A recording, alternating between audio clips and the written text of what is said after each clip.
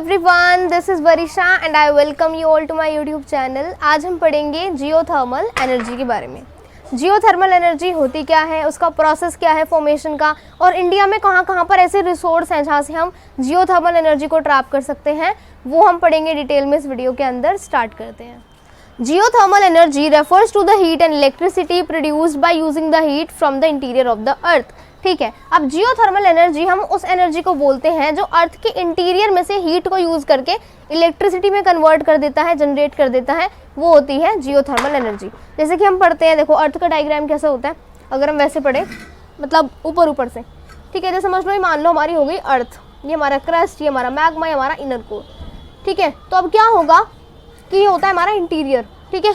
यहाँ पर से जो हम चीज़ें या फिर जहाँ पर से जो हीट निकलती है, स्टीम निकलती है, उसको जब हम इलेक्ट्रिसिटी में कन्वर्ट करते हैं तब हमारी बन जाती है geothermal energy. Earth heat increases with increasing depth, ये भी इन्होंने बात सही बोली है कि देखो जब हम अर्थ के नीचे जाते रहते हैं ना, अर्थ की डेप्थ में जितना हम जाएंगे गहराई में, उतनी ज़्यादा क्या होगी, अर्थ की हीट इंक्रीज होगी। यहाँ पे क्रस्ट था, यहाँ पर इनर कोर, मैग्मा, ये हो गया हमारा इनर कोर, ठीक है। तो जैसे जैसे हम नीचे आएंगे क्रस्ट से मैग्मा, मैग्मा से इनर कोर, तो हीट, गर्मी बढ़ती जा रही है ना, नीचे आ रहे हैं और गर्मी बढ़ती जा रही है, तो हीट इंक्रीज होती है विद द इंक्रीजिंग डेप्थ, ठीक है। जितना ज़्यादा हम अर्थ की गहराई में जाते हैं उतनी ज़्यादा अर्थ की हीट बढ़ती चल जाती है। Ground water in such areas absorbs heat from the rocks and becomes hot. अब क्या होता है, ये समझ लो हमारे अर्थ वाले हो गया डायग्राम, ठीक है। अब यहाँ पर क्या हुआ, इनर कोर, मैग्मा, ये वगैरह, यहाँ पर समझ लो हमारा क्या है, ग्राउंड वाटर है। अब क्या होगा, ये जो हमारा मैग्मा वगैरह हो गया, इनर कोर हो गया, ये इतना ज़्यादा उबलता हुआ, इतना ज़्यादा गर्म होता है कि इसमें से स्टीम्स निकलती है, भाप निकलती है, फिर गर्मी पास आउट होती है। जब वो गर्मी ग्राउंड वाटर में जाके पहुंचेगी तो ग्राउंड वाटर गर्म हो जाएगा और धीरे धीरे फिर उबलना स्टार्ट हो जाएगा। जब कोई चीज़ उबलती है, पानी जब उबलता है तो क्या बनता है, वो स्टीम में कन्वर्ट होता है, यानी कि भाप बन जाता है, ठीक है। तो पानी क्या हुआ, यहाँ पे से भाप बन जाएगा, पानी भाप बन जाएगा, पानी फिर अर्थ के बाहर निकलेगा, पानी क्रस्ट पे, भाप क्रस्ट पे आएगी, हमारी ज़मीनों में से भाप निकलनी शुरू होगी, ठीक है। या फिर क्या होता है कि स्प्रिंग, हॉट स्प्रिंग्स होती हैं, ठीक है, वहाँ पे पानी में से बहुत ज़्यादा, आपने देखा होगा ना, बहुत सारी टूरिस्ट डेस्टिनेशंस होती हैं, लोग वहाँ पे घूमने जाते हैं, बोलते हैं पानी तो वाकई में खुद ही गर्म होता है नेचुरली, वो पानी लोग वहाँ पे घूमने जाते हैं, उनको बोलते हैं हॉट स्प्रिंग्स, ठीक है। तो नेचुरल जो पानी उबलता हुआ हो, गर्म पानी हो, ऐसी कुछ लेक्स होती हैं, समुद्र होते हैं, तो जहाँ पर ये जो स्टीम है वो समुद्र वाले इलाके में निकल जाती है तो वो हॉट स्प्रिंग बन जाता है, ठीक है। और जहाँ पर लैंड में निकल जाती है वहाँ से सीधा भाप निकलती है।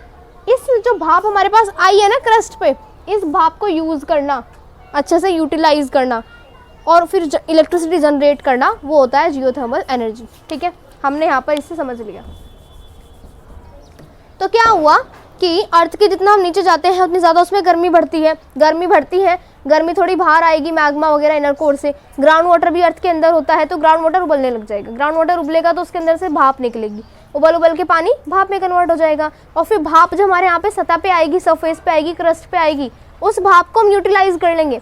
हीट एनर्जी को हम यूज़ ही तो करते हैं, गर्मी से हम इलेक्ट्रिसिटी बनाते हैं, तो हीट एनर्जी से हम यहाँ पे क्या बना लेंगे, बिजली बना लेंगे, इलेक्ट्रिसिटी बना लेंगे।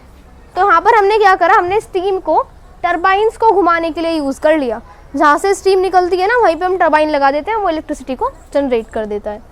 There are several hundred hot springs in India which could be used to generate electricity। अब इंडिया के अंदर भी ऐसे बहुत सारे रिसोर्सेज हैं, काफ़ी अच्छे अच्छे हमारे यहाँ पर हॉट स्प्रिंग्स हैं, जहाँ पर हम टरबाइंस को लोकेट करके इलेक्ट्रिसिटी को जनरेट कर सकते हैं। अभी यहाँ पर हमारे इंडिया में 2 एक्सपेरिमेंटल प्रोजेक्ट्स चल रहे हैं। पागा वैली जो लद्दाख में पड़ती है, पूगा वैली जो कि लद्दाख में पड़ती है, वहाँ पर भी हम थोड़े एक्सपेरिमेंट्स वगैरह कर रहे हैं कि कैसे ना कैसे हम क्या करें, वहाँ पे जियोथर्मल एनर्जी बना लें, ठीक है। और एक पार्वती वैली पड़ती है मानीकर्ण, जो कि हिमाचल प्रदेश में पड़ता है, मानीकर्ण, उसके पास में एक पार्वती वो है घाटी या फिर वैली, वहाँ पर भी बहुत अच्छा रिसोर्स है जियोथर्मल एनर्जी को यूटिलाइज करने का, बनाने का।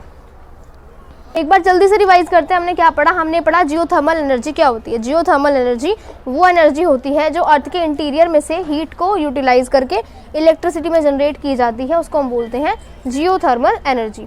अर्थ की जितनी नीचे जाओगे, डेप्थ में जाओगे, उतने ही अर्थ में गर्मी ज़्यादा बढ़ती चल जाएगी। उस गर्मी में क्या होगा, ग्राउंड वाटर उबलने लग जाएगा, इतना उबलेगा कि वो स्टीम में कन्वर्ट हो जाएगा। स्टीम जब हमारे अर्थ के क्रस्ट में से निकलेगी, समुद्र में से निकलेगी, तो स्टीम क्या है, स्टीम है हीट एनर्जी, और हीट एनर्जी से हम क्या बना सकते हैं, इलेक्ट्रिसिटी, ठीक है। तो ऐसे यहाँ पर हम बना सकते हैं। हमारे इंडिया में बहुत सारे सोयो क्या है, हॉट स्प्रिंग्स हैं, जिन्हें हम इलेक्ट्रिसिटी जनरेट करने के लिए यूज़ कर सकते हैं।